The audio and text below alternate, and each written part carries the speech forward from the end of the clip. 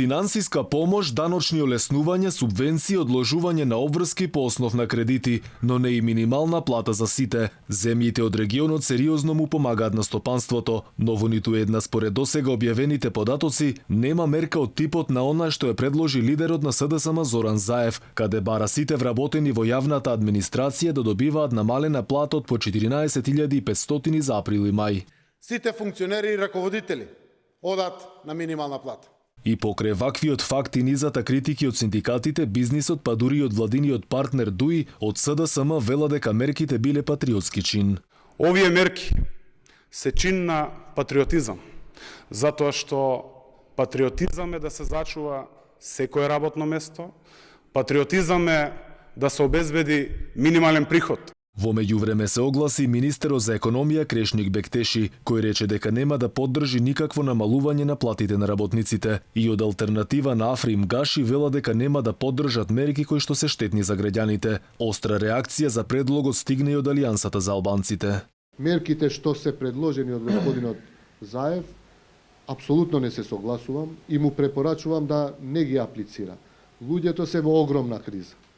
Значи во оваа ситуација може евентуално да направи тие што имаат над 40.000 денари плата, да им се смали 5%. На тие што имаат над 50.000 денари, нека биде 10%. На нас функционерите, нека ни направи минимална плата, не за 2, за 4 месеци. За сите тие што се во управни одбори, на сите нека им прекине до 0 денари.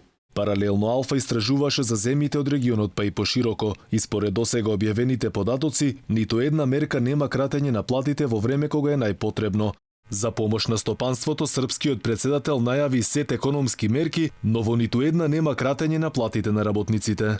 Променит ćemo svoj pristup i svoju politiku. Ќе го промениме пристапот и политиката. Ние подготвивме многу пари, при тоа нема да ги намалуваме пензиите, ниту пак платите, туку овие пари ќе ги насочиме во јакнење на приватниот сектор.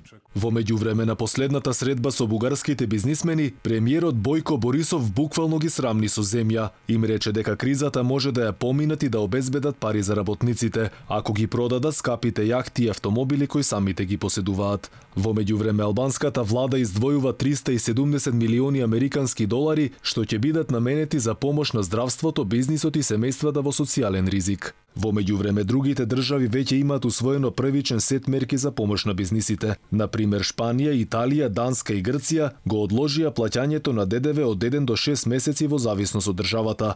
Грција, Британија и Франција го одложија плаќањето на другите даноци и придонеси, додека пак Кина, Индонезија, Тајланд и други држави решија да ги поддржат медицината, туризмот, хотелиерството со секторски мерки. Субвенции за компаниите предвиделе досега и Германија, Франција и Британија.